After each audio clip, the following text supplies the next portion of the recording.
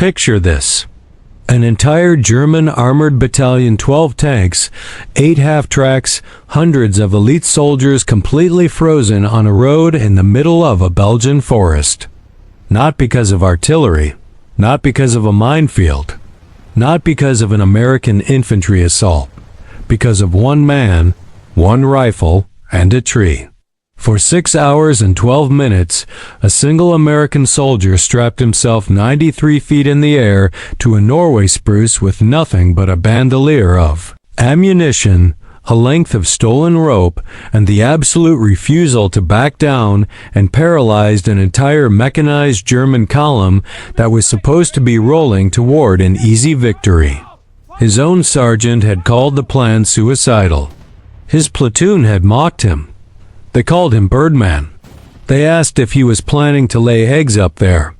But while they laughed, Private First Class Aaron Ward climbed into the darkness, tied himself to a tree, and waited. What happened next is one of the most extraordinary one-man stands in the entire history of World War II, and almost nobody knows his name. The German winter offensive had torn through the Ardennes like a knife through wet paper. American units were scattered. Communications were shattered.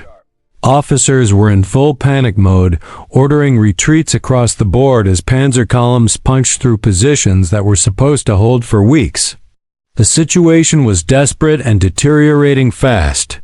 It was in the middle of this chaos that Private First Class Aaron Ward sat down with a set of terrain maps and noticed something that everyone else had missed.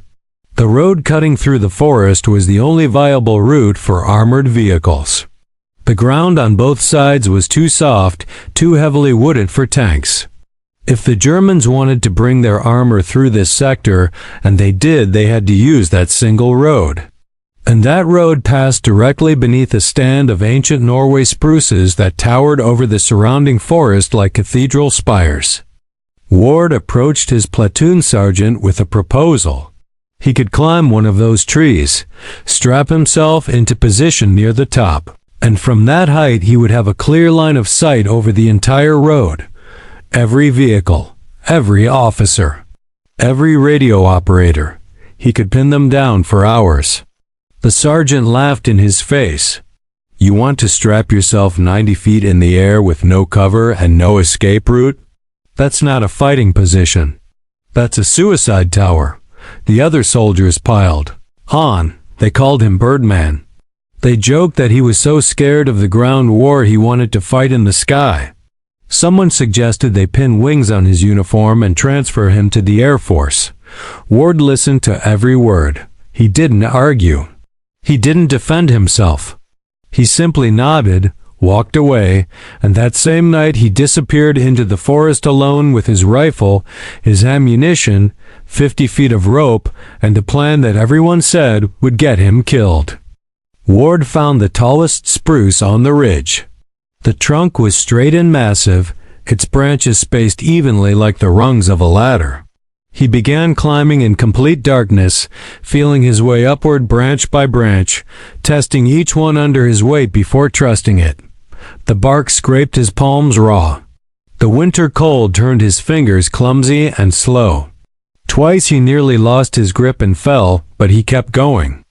At 90 feet, he found what he was looking for, a natural cradle where 3 thick branches met the trunk, just wide enough to wedge his body into a stable firing position.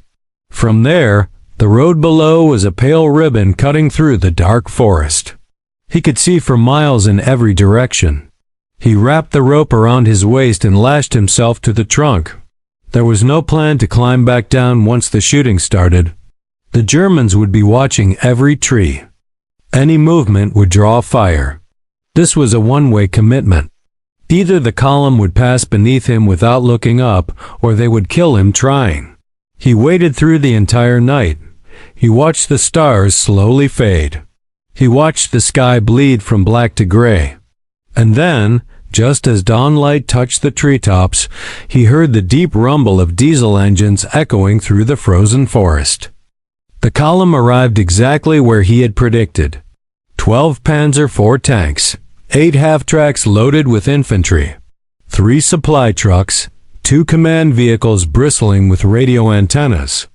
And leading the entire formation, standing proudly in the hatch of the lead tank, a German sergeant scanning the road ahead with the relaxed confidence of a man who expected absolutely no resistance. Ward settled the crosshairs of his scope on the sergeant's forehead. He exhaled slowly, and in the natural pause between heartbeats, he squeezed the trigger. The shot cracked across the forest, and Feldwebel Conrad Miller ceased to exist as a thinking human being. The column ground to a halt. German officers shouted orders. Soldiers dismounted and threw themselves behind vehicles. Machine guns swiveled toward the tree line, searching desperately for a target that simply wasn't there. They scanned hedgerows, ditches, ruined farmhouses. They looked everywhere except straight up. Ward waited 3 full minutes. He let the frustration build. He let them start believing it was a random shot from a ghost who had already fled. Then he selected his second target, an officer beside a command vehicle, pointing at a map and directing a search squad toward the trees. The second shot was just as clean as the first.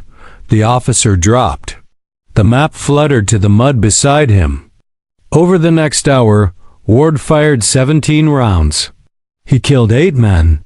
He targeted officers first, radio operators second, machine gunners third, systematically dismantling the column's command structure with cold surgical precision. The phenomenon that American military psychologists would later call sniper paralysis took full hold. It wasn't about the body count. 2 dead men in a formation of 800 was statistically meaningless. It was the uncertainty. The Germans didn't know how many snipers were out there. They didn't know if advancing meant more casualties or if staying still made them easier targets. So they did both and became easier targets. When they finally sent infantry squads into the forest to search, Ward waited until the squad was directly beneath him. Then he fired straight down. The angle was nearly vertical. The angle was nearly vertical. The Germans fired blindly into the canopy, hundreds of rounds shredding branches, but Ward was pressed against the trunk, invisible against the dark bark. When the firing stopped, he leaned around the tree and killed 2 more before they could reload. The search was called off. By 1100 hours, Ward heard a different engine sound approaching, heavier, deeper. When the vehicle came into view through his scope, his blood went cold. It was a Sturmpanzer, a siege vehicle built to demolish concrete fortifications. Its main gun was a 150mm howitzer firing shells that weighed nearly 90 pounds each. It was a building killer. And they were bringing it into the forest to kill 1 man in a tree. Ward had 2 choices: climb down and run, or make his last shots count. He chose to stay. He engaged the siege gun's crew, directly killing the commander, the loader, and the gunner before the first massive shell was fired. The explosion was beyond anything he had ever experienced. The blast wave hit him like a physical wall. His ears stopped working. Blood poured from his nose. Ribs cracked. But he was still alive, still in the fight. He fired again. 2 more Germans fell. The second shell landed 20 feet away. The concussion was catastrophic. The third shell hit his tree directly. There was no dramatic final moment. One instant Ward was pulling the trigger, and the next instant the world became splinters, fire, and falling. The 93-foot spruce that had been his fortress disintegrated. The column waited another 40 minutes before moving forward, even with the sniper. Clearly dead, even with the tree reduced to kindling. Ward had held them for 6 hours and 12 minutes. That delay gave his retreating comrades the time they needed to establish new defensive lines. The German breakthrough never materialized. They found his body 3 days later. His rifle was still in his hands. His bandolier was empty. He had fired every single round. The men who had called him Birdman went silent when they heard how he died. The sergeant who had laughed at his plan quietly put him in for a silver star. Some things cannot be captured in official language. Some things can only be understood by the men who were there. If Ward's story hit you the way it hit me, smash that like button right now. Every like tells the algorithm that heroes who stood alone deserve to be remembered. If you're not subscribed, now is the time, because next week we're uncovering another impossible last stand that the history books completely forgot. Drop a comment and tell me honestly.